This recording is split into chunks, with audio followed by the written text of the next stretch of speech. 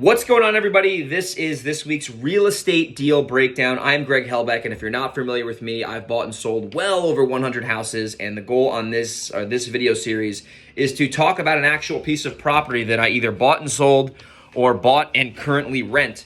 And today I'm going to talk about a property in Delaware that is currently in the process, right? So I'm talking about 25 Carrick Lane in Bear, Delaware. I'll give you the backstory on it.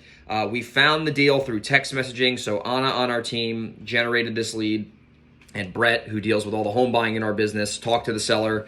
We ended up making a deal with him. We bought his house for $236,000, I believe, something like that. And this was a property that we were not going to be able to wholesale because it was a little bit of a tight deal. So I ended up buying the property with a hard money loan. I closed on it. I did a rehab. I put $25,000 into the property. I did paint, carpet, floors. I did basically a bathroom. I changed out a tub. We did landscaping. We did a decent amount of work on this property because it was just a townhouse. So it didn't need, it needed work, but it didn't need a full kitchen or anything like that. Did the rehab, found a pretty good contractor, actually a really good contractor, Punch List Pros, who I'm actually going to call after this video because we got to finish up some stuff. Oh, we did deck work. So we did a good amount of work, and we put it back on the market with my buddy Liam O'Neill down in Delaware. And we went and we are currently in contract for, I think, 307, I believe. And at the end of the day, to be fully transparent with you on this deal, if it works out, if settlement closes, I'm going to probably make $3,000 in profit, which is terrible, right? So here are the lessons that I'm learning as the deal is going on. And like I said, as of the recording of this video, I have not even sold it yet, so you never know until it closes.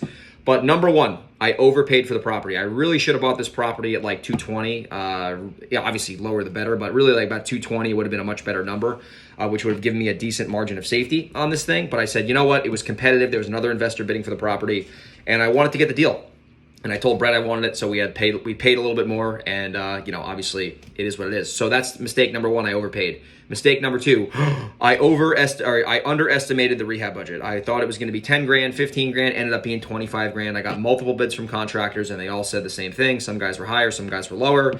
Ended up paying about 25K for that rehab. It's probably going to be more when we're getting some of these punch list items taken care of because, it is what it is. The buyer needs that to close.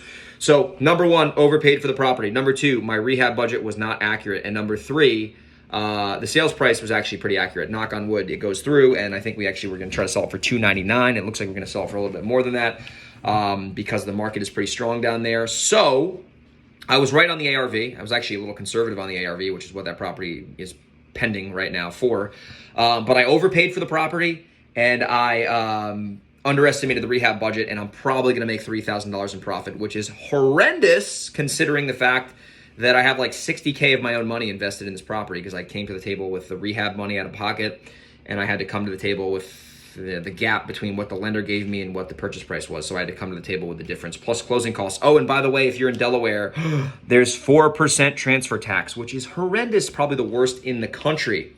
So I obviously knew about that, and I knew that going into the deal, but it really, really sucks because when you buy a property, you pay 2%, you split it with the seller usually, and then when you sell the property, you end up paying 2% as well. So when you add both of those up, 4% of the basically the purchase price and the resale is an expense that you have to account for, which really eats into your profit.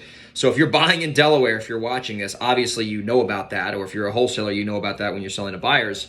And it sucks. It really, really sucks. They got to find a way to lower that because it's just unreasonable in my opinion. I don't think it needs to be that high.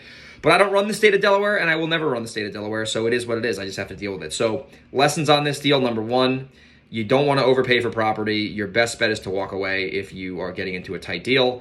Number two, always be more conservative on the rehab numbers. I should have went into this deal thinking it's going to be 25, 30 grand. I went into this deal thinking it was 10, 15 grand. And now, obviously it was going to be, in between 25 and 30K on the rehab, which would have obviously changed my offer price, which would have probably not gotten me to buy that property. And it is what it is. There's nothing I can do about it now. We just got to close. I'll get my capital back, plus hopefully my little measly $3,000 profit. And I'll learn from this one and move on to the next one. So hopefully you got value from this. If you did, if you could like the video and subscribe to my channel, it would mean a lot to me.